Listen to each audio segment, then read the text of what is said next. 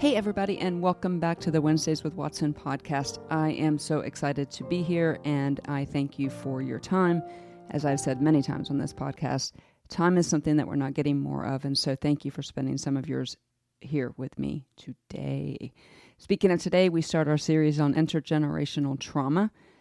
It's a big word, but basically it is why do we do some of the things we do? Why do we act some of the ways we act? Why do we have some of the medical issues that we have when seemingly there is no reason for it? Intergenerational trauma is a phenomena that is real, it is biblical, it is scientific. And so today we are going to step into that realm, helping us understand how the trauma of those that came before us can affect us and what to do about it.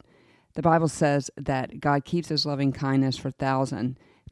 He forgives iniquities, transgressions, and sins, yet he will by no means leave the guilty unpunished, visiting the iniquity of the fathers on the children and on the grandchildren to the third and fourth generations. We know that trauma will affect throughout the generation. And so I'd love to drop into this episode and talk to you today about intergenerational trauma. And we will provide a whole series on this with representatives from everybody from the silent generation to maybe Generation Alpha, if I can find one old enough to come on. But we're going to talk about this. We're going to understand how trauma through the generations affects us and what we can do about it. So let's step in to this episode on intergenerational trauma. So, what exactly is generational trauma? This is also known, as you heard me say, as intergenerational trauma. This is the passing down of trauma responses from one generation to another. It's not just about an experience, it's about the way that the experiences of the previous generations, especially traumatic ones, become imprinted on subsequent generations. And because of that, it shapes our beliefs, our behaviors, and even our physical health. So generational trauma can stem from a range of experience. So we think about, and we'll find out a lot about this when we interview Mama Gowan, especially from the silent generation, and maybe even the baby boomers, because they had some major historical events in their lives. Both of those generations had war. We think back to slavery and talk to people that belong to the black and brown community. Slavery, generations back, are affecting those people today. The Holocaust is another one. Even systematic oppression within a country. So these are big things, right? These aren't familial traumas that happen, but the same thing happens when there's familial trauma, when there is just something just being completely replicated from generation to generation. These kinds of things that affect us from an intergenerational standpoint are not isolated incidents. They're events that leave a deep imprint, not only on the people who directly experience it, but their descendants too, just like that verse in Exodus told us.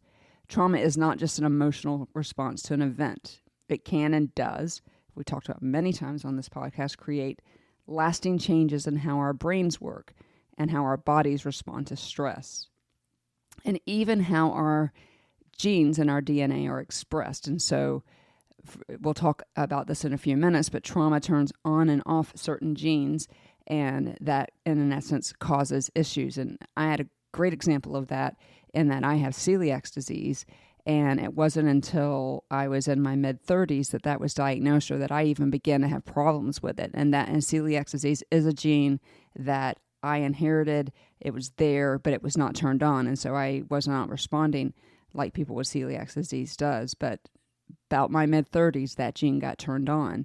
It's a perfect example of how trauma is passed down from generation to generation, and how our genes, and basically our genes are what tells our body what to do: grow blonde hair, grow red hair, be tall, be short. Those kinds of things can be affected, and especially immune responses can be affected. So it's not just an emotional response to an event. It can and does create lasting changes to both our brains and our bodies. Let's talk about how that, before we get into how trauma is passed down, I want to take a minute to just review what happens when an individual experiences trauma.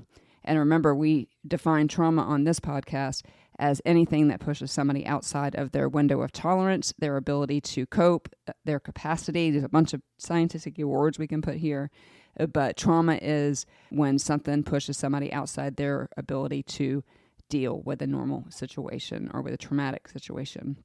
When a person undergoes these traumatic experiences, we know that the body gets flooded with those stress hormones, cortisol and adrenaline, and in short term puts us in that fight or flight mode, that cheetah mode that we talk about so often on this podcast, where the cheetah is the fastest animal in the world. They will run until they can't, because when threatened, they get these dumps of especially adrenaline and can run fast in short distances.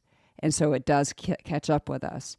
But for those who've experienced prolonged and repeated trauma, the body and the brain get wired to stay in a heightened state of vigilance. And this is what happened to me when I ended up in the hospital in 2008.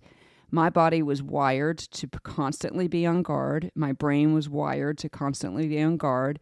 And that was exhibiting itself in nightmares and flashbacks and isolating behavior and self-medicating behavior, because the brain just was on alert all the time. If you can imagine those of us that live in Florida and were just recently hit by Hurricane Milton, that state of vigilance all the time.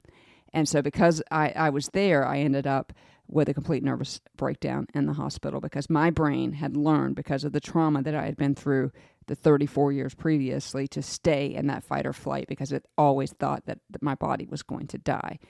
This definitely leaves a mark. And in my case, it turned on that gene for celiac disease and many other things. But it also can affect sleep patterns, immunity. That's where autoimmune diseases come in oftentimes when there's trauma. Severely impacts the nervous system, making it more difficult to regulate emotions and manage stress. This should sound familiar to you guys. We spent a lot of time talking about regulating nervous systems on this podcast. There is an episode just a couple back with my friend Lauren Starnes. We talk about when the body talks and how to understand when your nervous system is dysregulated. And again, that nervous system causes these health problems that we talked about. That dysregulated nervous system causes those health issues, causes an abundance of things. And don't forget, your brain is fundamentally changing. I want to stop here just to remind you about your brain. Without getting too scientific-y, remember, if you hold your hand up and put your thumb in the middle and put your four fingers down, when those four fingers are down, that is your prefrontal cortex. That is what helps us make good decisions. That's what helps us stay appropriate. That's what helps us live a, quote, normal life. When trauma happens, Dr. Dan Siegel says we flip our lid. So now if you have your hand like that, flip your four fingers up, and now it's like your thumb is in the middle of your palm, and your thumb then represents your hippocampus and your amygdala. Remember, now you're being ruled by these two anatomical parts of your brain, and the prefrontal cortex, the part of your brain that helps you make sense of things, is not online. And so long-term trauma can actually change the structure of both the hippocampus, which is involved in memory, and so you're not remembering those things properly, or you might not even remember how to get to the bank when you're in trauma brain. It may also shrink due to this chronic stress when you have generational trauma and your brain is on overload. The amygdala, the one that is responsible for fear responses, might become overreacted, leading to being afraid of everything and all kinds of situations that aren't threatening. And so you understand how trauma, even not your trauma, if it's affected someone in your family, it is likely to affect you. It's something very interesting to think about as we talk about how trauma is passed from generation to generation. Think about a mom, or soon-to-be mom, who is pregnant with a girl. But mom, back when she was 10, 12, 13 years old, experienced significant trauma. It has been proven that trauma that she experiences earlier in life not only affects her brain, but it changes her reproductive structure. And so her eggs are actually affected by the trauma. And so then that means the baby is affected by the trauma. And if that baby is a girl, her eggs are affected by the trauma. So you can see how scientifically, when the mom has experienced trauma, her reproductive eggs are affected by the trauma, and it's going to change some of the ways that the DNA acts in her children. And then if she has girls, their eggs too are affected. As of right now, there's no scientific studies on the sperm and whether or not trauma affects the way those genes are expressed. But for sure we know that reproductive eggs are affected in females with trauma, and it's passed down from generation to generation, especially from female to female. And so these brain changes that happen as a result of trauma have a lasting impact and like I said, can be passed down through what's called epigenetics, which is what I just explained to you. This refers to the way the genes express themselves. Like I said, genes say, hey, be tall, be short, have blonde hair, have red hair, don't have this disease, that kind of thing. And so trauma will change the way the body acts.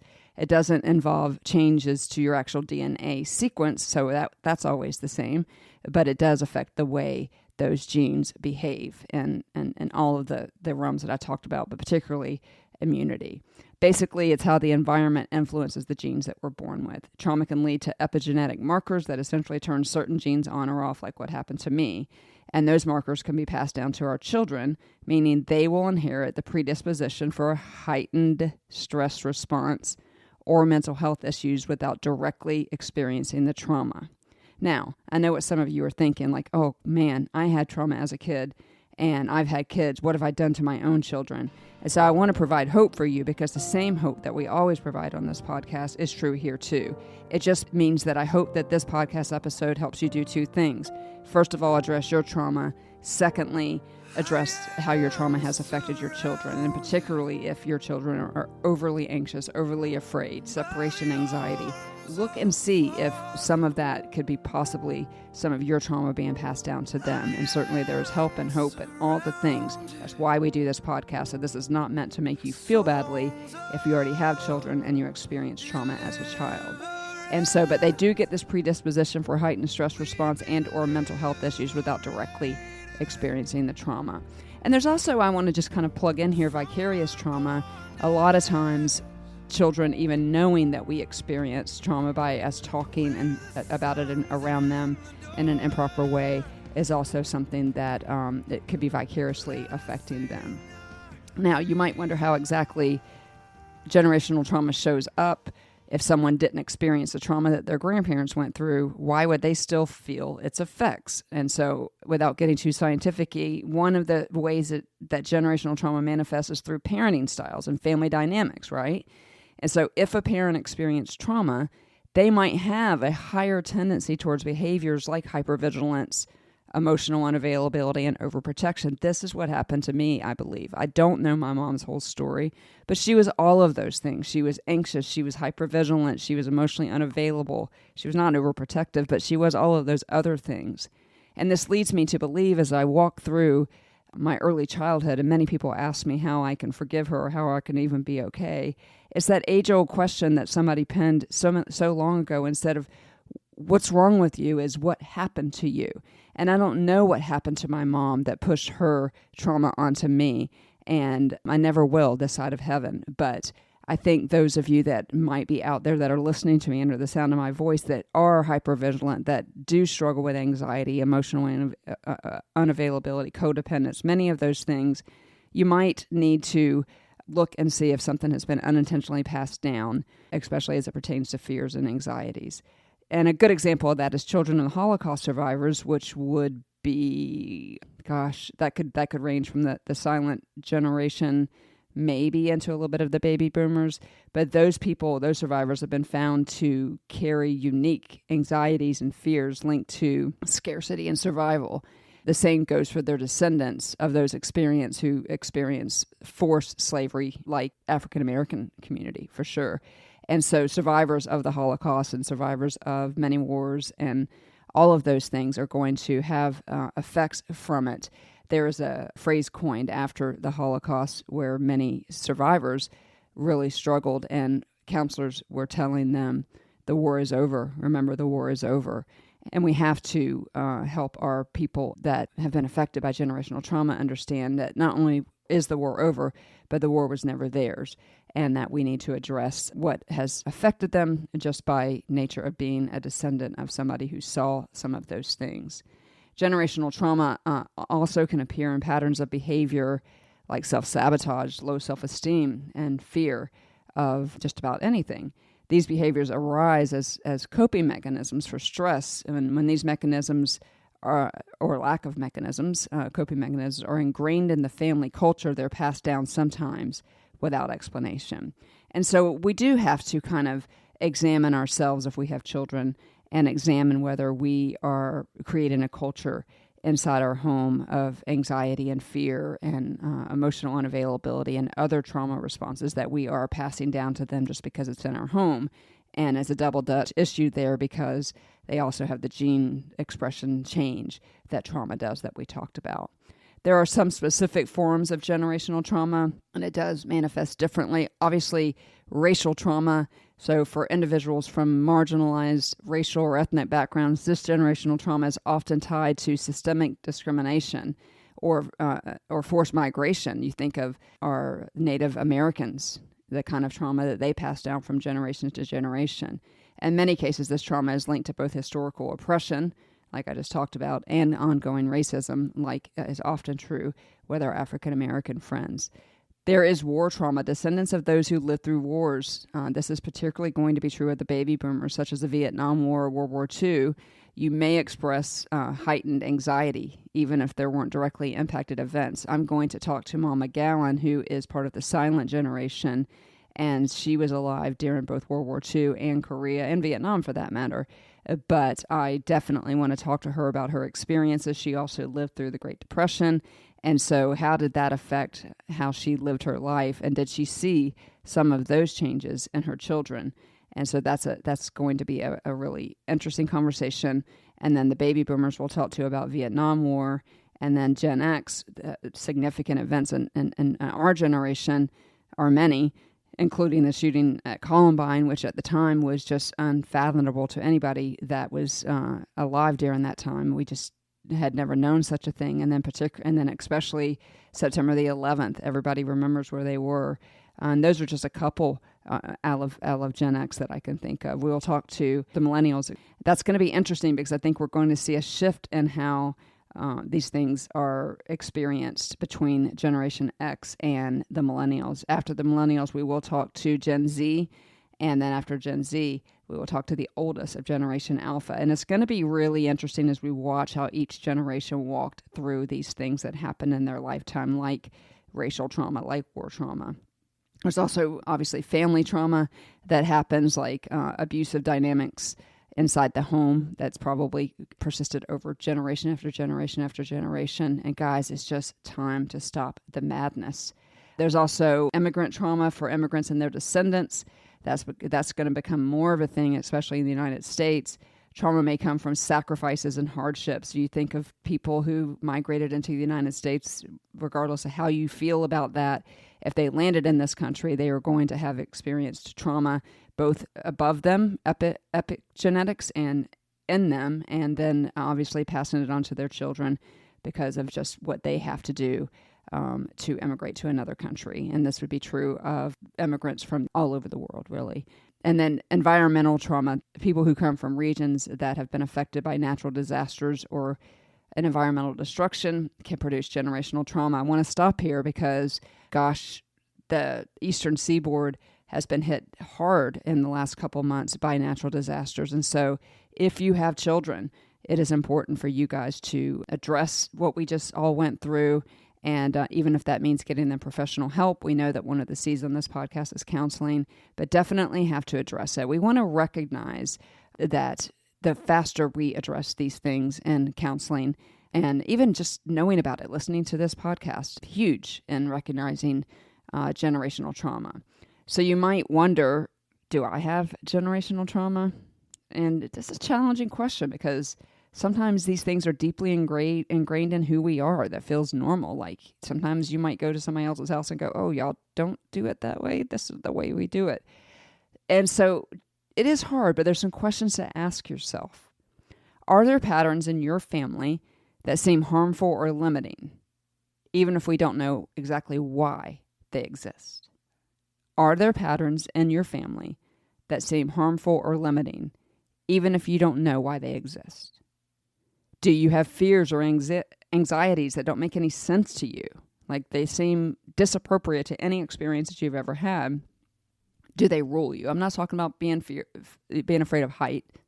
I'm talking about everyday fears and anxieties that are like you can't explain because there's no reason in your explanation for you to have these fears and anxieties. Remember, brain changes, PFC offline, being ruled by your fear center. Are there family stories of trauma that seem to affect family members in subtle and unexplained ways? And I would say to those of you listening, this would be true for your spouse too, especially if you have children. This might help you understand some things.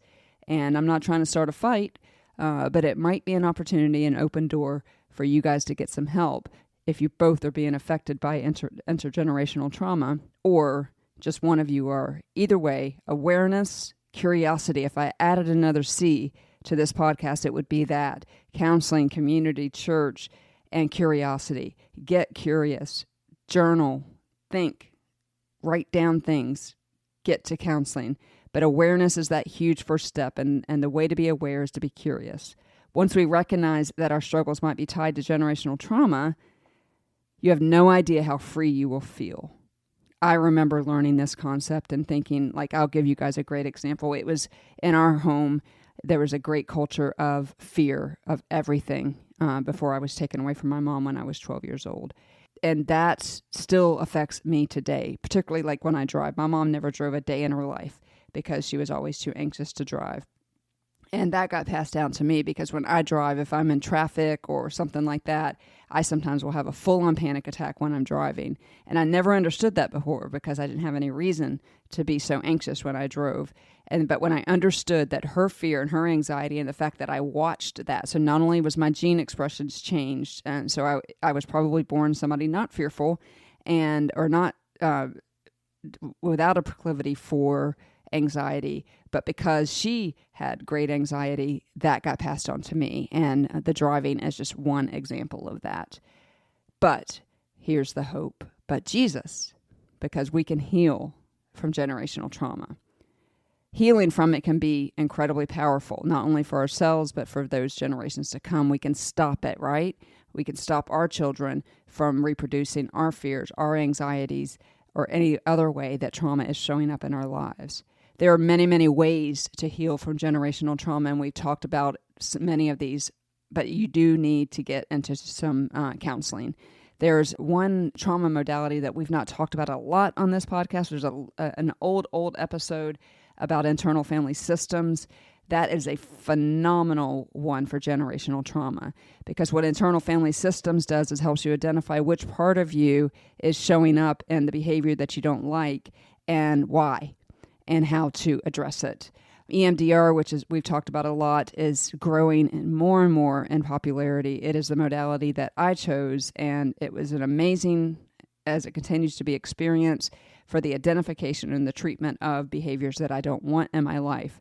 There is somatic experiencing, which is paying attention to your body and addressing the trauma that way. There's also something called cognitive behavior therapy, which helps you change the way you think about things. So you may think, I am so anxious, I suck, I'm never going to be able to do anything. Cognitive behavior therapy takes that thought and turns it around to what is true, is that you don't suck, that you're a valuable child of the Most High God, and that this stuff can be worked through. You just got to change the way you think about it. And I think of Philippians 4:8 when I think about cognitive behavior therapy. Is it good? Is it true? Is it excellent? Is it praiseworthy? Is it good report? Think on these things, Philippians 4:8 says. Working with a therapist or a counselor can help individuals identify and process emotions that don't even feel like yours. And that's the thing about generational trauma. It's very confusing. Family therapies can be a valuable tool, as it allows all the family members to heal together, breaking down patterns and addressing shared trauma. And let me tell you that Satan would like nothing less than for you to go to family therapy and for the entire family to come together as one and address the way that the trauma before them has affected the entire family dynamic. Family therapy, a valuable tool when we're talking about generational trauma or behaviors that are happening inside the home and nobody knows why. Family therapy, it can be invaluable to help everybody understand. If I added another C to this podcast, it would be compassion for yourself and forgiveness of others. These play a role in healing generational trauma. Compassion for yourself, so many times when we don't understand why we behave, we are the critics of ourselves and get mad at ourselves for acting a certain way or doing a certain thing, when in fact what we need is some compassion and curiosity for why we act the way we do. Is it because it was passed down to me and this has nothing to do with anything that's happened to me? We also have to add in forgiveness. We have a whole series on forgiving trauma makers. Forgiveness plays a huge role in stopping generational trauma. We have to acknowledge the pain, right? And acknowledge that our ancestors, and in my case, my mom, did the best they could with the knowledge and resources they had. Again, it's asking that question about those that came before you, not why did you do what you do, but what happened to you? What happened to you? And that compassion of others will lead you into a heart of forgiveness when you look at those that came before you, whether they harmed you directly or not, but you certainly are being affected by their trauma. Instead of saying what's wrong with you, what happened to you? When we choose this compassion, we can release resentment and heal parts of ourselves that have felt burdened all of your life, and you don't know why. Really, though, after that, after you're okay, it's time to break the cycle of generational trauma. What do you want to pass down to your children? Is it anxiety? Is it fear? Is it being ruled with your PFC offline? Is it codependency? Is it abuse? And when I say abuse, I mean food, people, drugs, alcohol. What are they seeing in your home? What do you want to pass down? Do you need to get to a counselor so that you can stop the trauma from affecting your children? These are sober questions for you to ask if you have children in your home. It's never too late to break the cycle of generational trauma. Because the fact of the matter is each step we take to process and heal from trauma is a step towards a different future for ourselves, our children, and even our communities. Think about that. Like, you are raising future members of our community. We want them to be the best members of that community that we can. And we become more aware of our triggers and patterns, then we choose to address them and commit to a new way of thinking and responding. You are not only healing yourself, but you're creating a healthier foundation for everybody that comes after you with your DNA. This is the work of a lifetime. It is not easy. But when we understand and address generational trauma, we take the power out of it. I'll say that again. When we understand generational trauma, we take the power out of it. We choose not to be defined by it, but we get our sword and we go fight. We fight in a counselor's office. We fight on our knees. We fight in our community. And then we get defined by our resilience. We get defined by our capacity for love. And we move into a growth period that we may never see coming. Because, guys, you see, we are no longer slaves to those things that are meant to destroy us. We just aren't. Because Jesus came so that we might have life and that we might have it more abundantly. And because of that, we have the opportunity to heal. We don't have to continually be defined by those things that happened before us. We are no longer slaves. Think about that. Think about that.